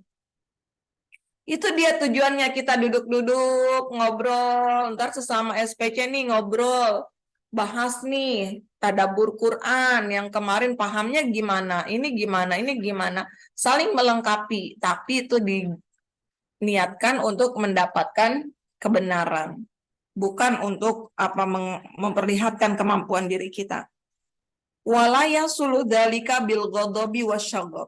Sesungguhnya kebenaran itu nggak bisa kita dapat dengan kemarahan, ghadab, dan pertikaian. Fa in kanat niyatuhu minal mubahasah ilzam al-khasmi wa qahrat la yahillu dzalika. Kalau ada seorang penuntut ilmu, dia berdiskusi, berargumen, niatnya itu hanya untuk niyatuhu tadi sampai mana kan? Untuk memusuhi muta'anyan. Sebentar ya, maaf ini sudah datang tamunya. Sebentar, Bu. Waalaikumsalam. Ya, masuk. Ya, kita lanjutkan sebentar lagi ya. Sampai mana tadi? Muta'anyan la taliban lil haqq. Nah, seandainya dalam proses kita berdiskusi, kita mencari pendapat itu dengan cara yang berbelit-belit gitu kan. Ada orang yang ngomongnya bulet aja gitu ya. Nah, yang seperti itu tidak dihalalkan untuk seorang penuntut ilmu, dia berdiskusi, bermusyawarah seperti itu. Tayyib, ibu-ibu, ada yang mau ditanyakan sampai sini? Di kolom chat banyak Ustazah. Wah, panjang sekali. Kok di saya nggak Mana ini? Oh Tadi iya, sudah, izin saya Bu Lani bacakan ya sudah. Ustazah. Oh, ini Dari ada Umu lagi. Sariri Ustazah. Oh iya. Assalamualaikum Ustazah. Izin saya bacakan ya Ustazah. Masya Allah, ternyata ilmu bukan hanya milik orang yang pintar. Allah Maha Adil. Lalu Ustazah bagaimana tipsnya atau apa amalannya agar ilmu mudah masuk ke hati, bukan hanya di dada. Jazakillahu khair Ustazah. Tips amalan kita udah belajar di bab pertama nih, kitab ini. Yang pertama, tunaikan dulu kewajiban-kewajiban proses kita mencari ilmu. Masih ingat nggak ibu-ibu? Yang kata Imam Asy-Syafi'i itu ada 6. Akhi lan tanalal ilma illa bisitta, ada 6. Yang pertama itu apa? Dzaka, kecerdasan. Kemudian antusias, hirsun, ada ijtihad, ada kesungguhan kita, ada apa biaya yang kita keluarkan, ya kan Bu? Kemudian ada musahabatul ustadz, bersahabat dengan guru, ada proses tulus zaman, itu 6 itu. Kemudian jangan lupakan Syekh Zarnuji mengatakan banyak orang yang dapat belajar ilmu tapi dia nggak mendapatkan keberkahannya. Kenapa? Karena mereka lupa dengan proses mencari ilmu. Mereka lupa dengan adab-adabnya. Insya Allah kalau ilmu itu Allah berikan keberkahannya sampai ke dalam hati kita. Dan ilmu itu menjadi iman, mengubah semua akal, merubah perilaku kita, kehidupan kita. Itu. Jadi lagi-lagi tidak semua orang berilmu, ilmunya bisa menjadikan dia bertambah imannya. Tidak bisa menjadikan dia semakin menunduk di hadapan Allah, di hadapan manusia. Karena jangan sampai ada proses yang terlewati. Inilah pentingnya kita belajar kitab-kitab adab seperti ini. Bisa dipahami ya, Bu Sariri ya? Tipsnya apa? Lalu dari Bagaimana seorang ahlul ilmu namun ilmunya sepanjang belajar hingga puluhan tahun, tapi kemanfaatannya hanya untuk dirinya sendiri Ustazah, tidak berniat untuk sedikit pun berbagi atau menyampaikan kebaikan yang ia dapatkan kepada orang lain. Bahkan ketika ada yang bertanya tentang apa yang beliau pelajari, majelis mana yang beliau hadiri, beliau itu menyembunyikan kebenaran dan kebaikan tersebut dengan kebohongan-kebohongan Ustazah, sebab dirinya sangat individualis dan tertutup. Tidak boleh sedikit pun orang luar tahu tentang kehidupannya meskipun ranah-ranah umum dan bukan hal pribadi. Ya, Rasulullah bersabda khairun nas anfa'uhum linnas. Sebaik-baiknya manusia itu yang bermanfaat untuk orang lain. Sebesar manfaat yang kita berikan kepada orang lain, sebesar itu pula nilai diri kita di hadapan Allah Subhanahu wa Ta'ala. Ya, ada orang yang belajar hanya untuk mikirin masa depannya supaya ia dapat posisi lebih tinggi, ya seperti itu. Meskipun ada juga orang yang ilmunya tidak seberapa, tetapi ternyata dia banyak memikirkan manfaat orang. Itu ada di Al-Quran, wa min ajli dzalika katabna. Ada siapa yang menghidupi satu orang, membantu satu kehidupan manusia. Allah tuliskan ini surat Al-Maidah, seakan-akan dia sudah membantu kehidupan seluruh makhluk di alam ini. Tapi ada orang yang mematikan, merusak satu kehidupan, dia katakan telah merusak seluruh kehidupan di alam ini. Itu yang pertama. Kalau dia benar orang yang pintar berilmu, tentunya dia akan memilih yang baik. Bukan hanya untuk dirinya, tetapi manfaat untuk orang lain. Artinya apa? Lagi-lagi, Ustazah, ibu-ibu semuanya, ilmu itu tidak sampai kepada kalbunya, tetapi ilmu itu baru sampai di dadanya. Sehingga apa? Sehingga dia masih enggan, dia masih menyembunyikan ilmu itu. Lalu apa ini gimana? Kita nggak bisa juga. Ini lagi-lagi yahdillahu linurihi mayyasha. wa yadribullahul amsala linnas. Allah yang memberikan cahaya itu kepada siapa-siapa yang Dia kehendaki. Maka tadi kalau ditanya di antaranya salah satu amalannya An-Nur ayat 35. Itu dibaca terus. Sebentar, sambil ibu-ibu cari ya surat An-Nur ayat 35 sebentar. Minum dulu.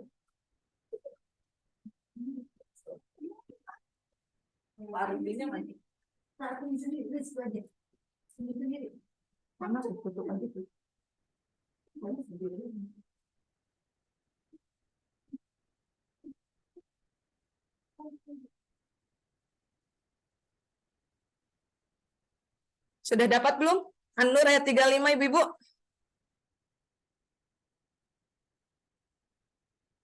Atau belum dicari? Ada yang mau bantu saya bacakan? Sudah. Ya, silakan. Bu Rani. Terjemahannya aja ya. Wah, satu hurufnya ada 10 kebaikan. Sayang banget Ibu kalau baca terjemahnya aja. Ini sambil sebentar. Ada yang lain mungkin yang sudah siap? Ya, Fitri Ustazah. Bu Fitri, ya silakan. Bismillahirrahmanirrahim. Allahu nurus samawati wal ard. Mathalu nurihi kamishkawatin fiha Kamishkawatin. misbah. Wawunya nggak dibaca, Bu.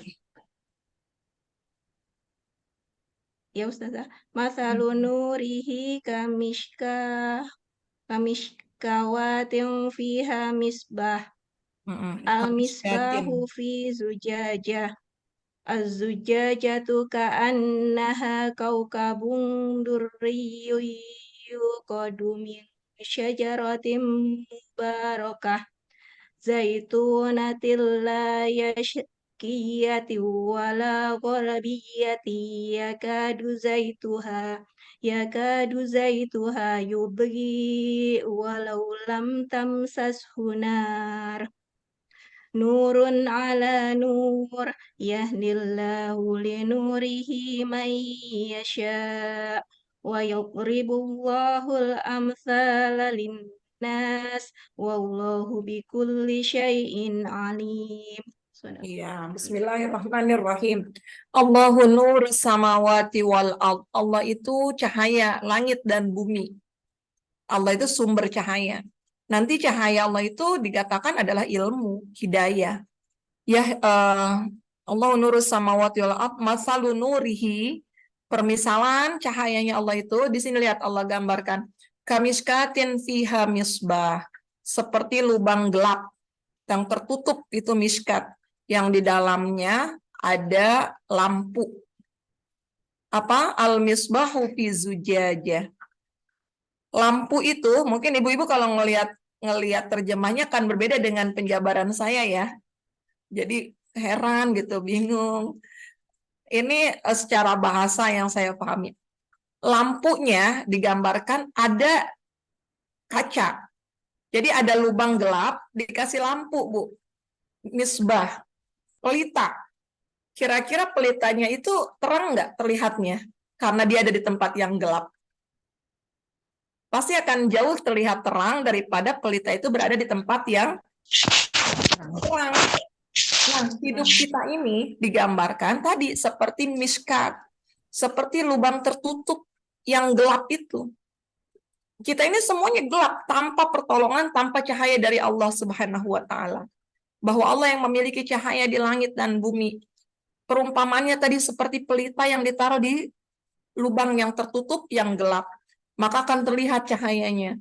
Nggak cukup sampai situ. Al-misbahu fi zujajah. Pelita itu dikelilingi kaca. Jadi seperti patromak, ibu-ibu tahu nggak patromak tuh? Lampu yang kalau ada cahaya, terus dikelilingi kaca. Kacanya bercahaya. Makin berkilau nggak cahayanya itu? Ya Bu ya, berkilau luar biasa. Az-zujajatu ka'annaha kaukabun durriyun yuqadu min syajaratin mubarakah. Kacanya yang mengelilingi pelita itu bukan sembarangan kaca, tetapi digambarkan kaca itu seperti kaukab, bintang-bintang yang berkilau. Jadi ini udah bahan-bahan yang terbaik. Bagaimana terangnya cahaya itu? Dikelilingi oleh kaca yang begitu bersinar, yang sinarnya itu dinyalakan dari minyak pohon zaitun yang penuh berkah. Minyaknya aja, kata Allah di ayat itu, minyaknya aja sudah bersinar sendiri, meskipun belum kena api. Subhanallah. Nggak apa-apa, masuk aja, masuk dulu.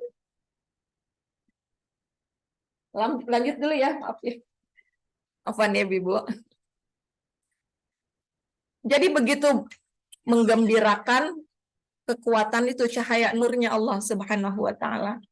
Apa di akhir ayat itu? Yahdillahu linurihi mayyasha. Allah memberikan cahaya nurnya itu kepada siapa-siapa yang Dia kehendaki. Sedahsyat itu cahaya yang Allah gambarkan, tetapi nggak semuanya dapat. Padahal tadi di bait kalimat pertama dikatakan Allahu nurus samawati wal ardh. Allah itu cahayanya langit dan bumi. Tetapi nggak semua orang bisa mendapatkan cahayanya Allah itu. Bisa dipahami, Bu Ibu? Nah, cahaya Allah itu apa? Hidayah, ilmu. Mau belajar kemana-mana, kalau Allah nggak kasih nurnya Allah, maka ilmu itu hanya sampai pada dada yang tadi ini. Yang tadi contohnya ada orang berilmu, tapi dia terus berbohong, menyembunyikan ilmunya, dan lain sebagainya. Artinya dia belum dapat cahayanya Allah Subhanahu wa ta'ala. Nah, jadi doanya apa? Minta Allahumma ja'al fi qalbi nuro. Ya Allah, jadikan di hatiku cahaya. Wa fi sam'i nuro. Jadikan di telingaku juga ada cahaya dan nurmu, ya Allah. Wa fi basari nuro. Dan jadikan penglihatanku ada nur cahayamu. Wa fi basari nuro wa an yamini nuro. Di tangan kananku, sebelah kananku ada cahaya, sebelah kiriku ada cahaya, di depanku ada cahaya, belakangku ada cahaya, di atasku ada cahaya. Bahkan kadang saya suka tambahkan wa fil lisani nuro, ya Allah. Di lisanku juga Engkau berikan cahaya itu. Sehingga setiap ucapan itu masuk ke dalam hati manusia dengan izin-Mu, ya Allah. Jadi Bu-Ibu, tadi digambarkan pertama ada lubang gelap, menggambarkan cahaya Allah. Artinya hidup kita itu memang gelap. Ibu-ibu mau cari lampu, mau cari kunci, tapi gelap, padahal kunci itu ada di depan kita. Bisa nggak, Bu? Kita ambil, bisa nggak kita dapat kuncinya itu? Yang kita butuhkan apa? Yang kita butuhkan hanya cahayanya Allah. Masalah kita itu penat, banyak banget masalah kita di mana-mana. Hidup kita sumpek, padahal itu solusi udah di depan mata kita. Tapi kita nggak bisa dapat solusi itu. Kenapa? Karena kita nggak dapat nurnya Allah. Yang kita butuhkan cuma nurnya Allah aja. Ya kan, Bu? Begitu juga ilmu. Maka lagi minta cahayanya Allah, minta nurnya Allah Subhanahu wa ta'ala. Jadi ini surat An-Nur bisa dibaca terus. Supaya apa? Mengaktifkan nurnya Allah dalam hidup kita.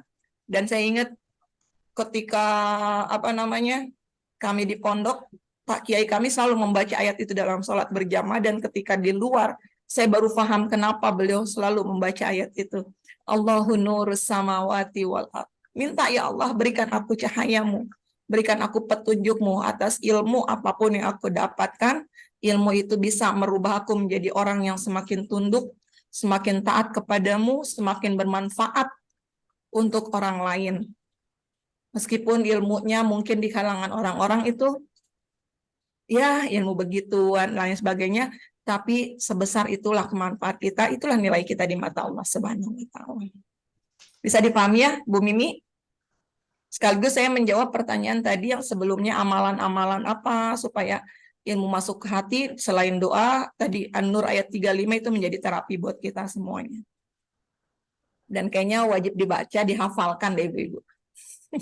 Insya Allah Ustazah. Iya, Bu Lasmi, Masya Allah. Salam, Bu. Waalaikumsalam. Assalamualaikum Ustazah. Mohon maaf. Ya, semoga sehat Ibu semuanya. Amin. Alhamdulillah. Ibu-ibu, kalau tidak ada yang perlu ditanyakan lagi, saya mohon izin mungkin bisa lebih cepat karena saya ada tamu di sini. Gimana?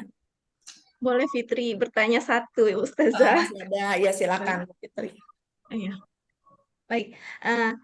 Begini Ustazah, apakah yang dimaksud dengan menyampaikan ilmu yang kita pahami, yang telah kita pelajari?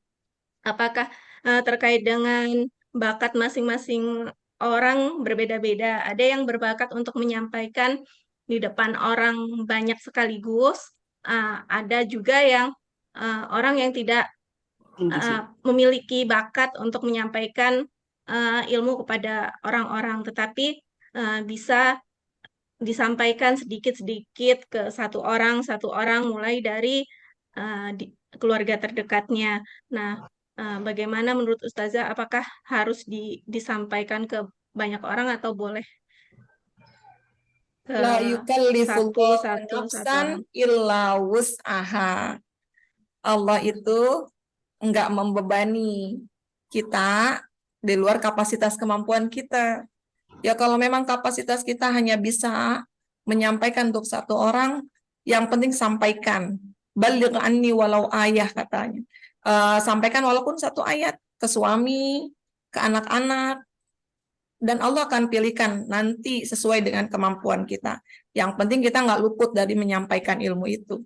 Dan tentunya ibu-ibu semua punya posisi yang sangat strategis menyampaikan ilmu itu kemana? Ke anak-anaknya, ke suaminya, iya kan?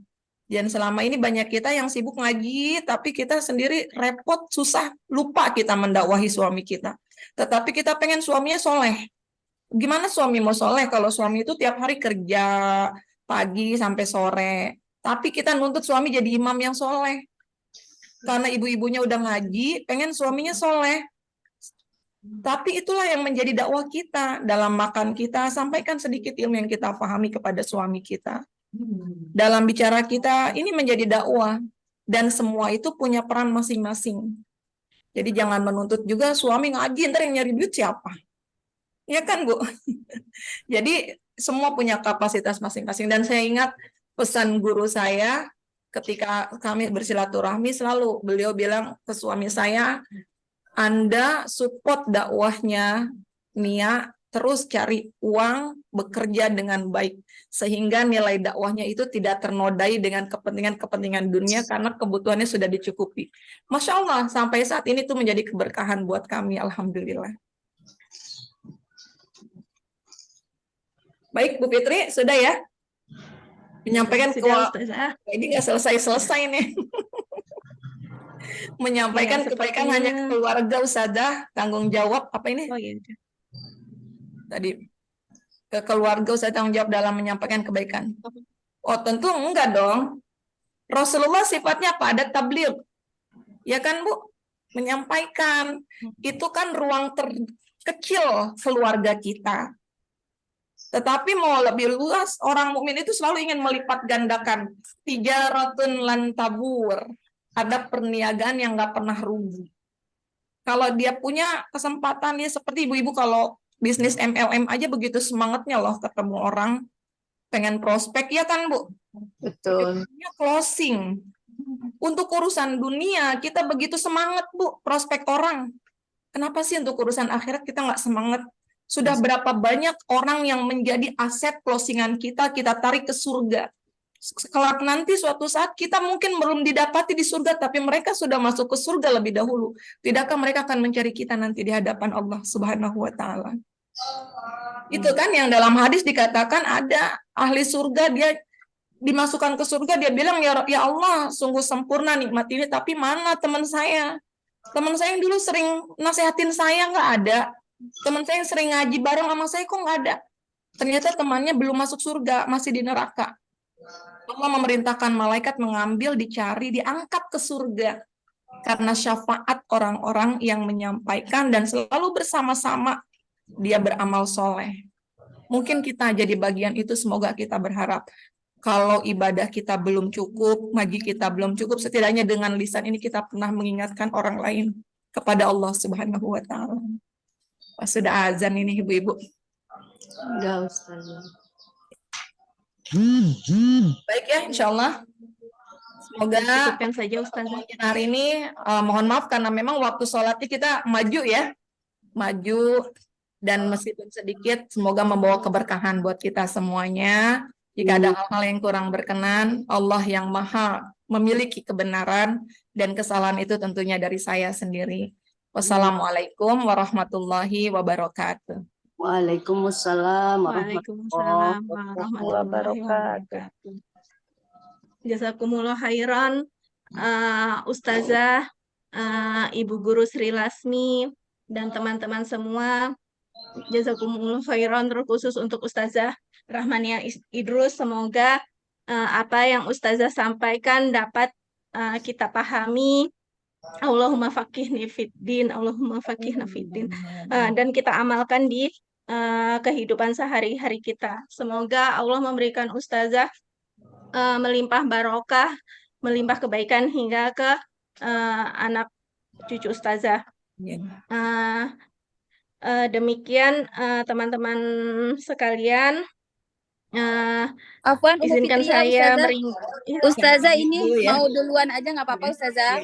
Ya, saya pamit Oh, baik. ya. Ya. Assalamualaikum warahmatullahi wabarakatuh. Waalaikumsalam warahmatullahi wabarakatuh. Baiklah, kita tutup kajian kali ini dengan membaca hamdalah. Alhamdulillahirabbil alamin. Istighfar 3 kali. Astagfirullah wa atubu ilaih. Astagfirullah wa atubu ilaih. Astagfirullah wa atubu ilaih. Dan doa kafaratul majelis. Subhanaka Allahumma wa bihamdika asyhadu alla ilaha illa anta astaghfiruka wa atubu ilaik. Yang benar datangnya dari Allah, yang salah dari saya Fitri pribadi. Fitri mohon ampun kepada Allah dan memohon maaf pada teman-teman semuanya. Terima kasih. Wassalamualaikum warahmatullahi wabarakatuh. Waalaikumsalam warahmatullahi wabarakatuh. Maaf lahir batin. Bu Mom Fitri, terima kasih. Teman-teman semua sehat-sehat ya. Amin, amin. Amin, amin. Izin live ya.